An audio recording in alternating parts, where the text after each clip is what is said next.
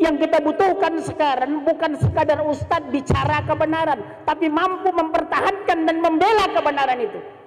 Yang kita butuhkan hari ini remaja Islam yang memahami Al-Quran dan membelanya. Allahu Akbar. Indonesia Islam terbesar di dunia.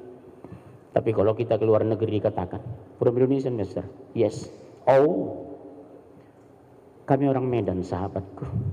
Tahun 70-an, 80-an ketika ke Singapura, ke Malaysia, kita sangat terhormat. Sekarang subhanallah. Dulu mahasiswa Malaysia kuliah ke Indonesia, sekarang kita kuliah ke luar negeri. Kenapa? Mutu pendidikan di bawah standar. Sumber daya alam kita melimpah, kita masih susah. Hujan turun malah banjir. Lihat saudara Bia, Makkah Madinah 14 km. Satu lubang pun tidak ada. Kenapa? Allah turunkan keberkahan karena ketaatan mereka. Subhanallah. Walau anna ahlal qura amanu wattaqau la fatahna 'alaihim barakatin minas sama'i wal ardh. Seandainya penduduk negeri-negeri itu beriman dan bertakwa, syaratnya sederhana, tapi kita langgar.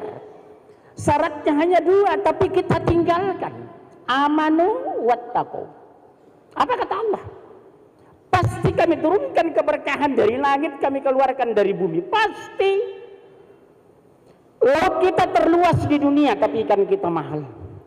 Minyak kita di mana-mana, tapi minyak naik. Emas kita melimpah di Freeport, tapi ngalir ke New York. Tenaga kerja banyak, tapi yang masuk dari Tiongkok. Durian Medan melimpah dan enak, tapi yang kita makan durian Bangkok. Kenapa? Allah cabut keberkahan ketika jauh dari Allah. Apa yang kita cari? Kita hanya singgah sebentar. Ampuni kami Allah, mengejar dunia hari ini. Kita punya jam Rolex 300 juta, punya jam biasa cuma. Ketika di bandara apa kata orang? Mohon maaf Pak, jam berapa? Bukan berapa jam Bapak, betul? Betul? Pertanyaan orang, maaf Pak, jam berapa? Bukan berapa jam Bapak. Kita punya mobil 4, saya ngisi kajian, bawa cuma 1, nggak mungkin 4. Dikata orang gila. Punya rumah besar mewah, kamar 9, wallahi demi Allah, yang kita tempati kamar utama hanya 1, nggak mungkin jam 8 sampai jam 10 pindah kamar. Betul? Berarti benang merah antara kepemilikan dengan kenikmatan sangat tipis. Justru iblis dan setan masuk di benang merah yang tipis itu. Musuh kita ada 4 akhi. 1 iblis, kedua syaitan, yang ketiga jin, yang keempat teman akrab. Oleh situ imam besar Hasan Al-Basri memberikan nasihat, carilah oleh kamu sahabat yang mendekatkan diri kepada Allah dan Rasulnya. Lanjutannya membuat kita terdiam. Jika kamu sudah temukan itu, kata Rasulullah, pegang dia erat-erat, jangan lepaskan, karena dari padang mahsyar bisa membelamu. Subhanallah. Para generasi muda Islam yang kami banggakan, anandaku pesan kami untuk kalian nak, berteman boleh dengan semua agama. Sahabat harus orang beriman. Allahu Akbar. Berteman boleh dengan semua suku. Sahabat harus orang bertakwa. Salah pilih sahabat, kita hancur dan dihancurkan.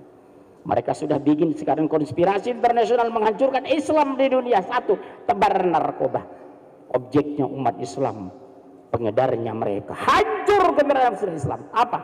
Lost generation. Can you speak English? Yang kedua, hancurkan umat Islam, sebarkan pornografi. Afwan ya akhi, sahabatku, anandaku, saya survei di 5 kota besar di Indonesia. SMP SMA saya tanya, nak, kamu SMP? Iya. Sudah pernah melakukan hubungan seks? Sudah. Sejak kapan? Sejak SMP. Subhanallah, miris saya. Saya kumpulkan satu wilayah di Jakarta, ratusan yang ngumpul anak SMP SMA. Jujur ananda, ini masjid ya? Iya Pak Munzir. Tolong angkat tangan siapa yang sudah pernah menghisap ganja dan sabu. 80% ngangkat tangan. Saya terdiam Ustaz, hanya bisa nunduk. Ampuni kami Allah, kami terlambat membina generasi muda Islam di Indonesia.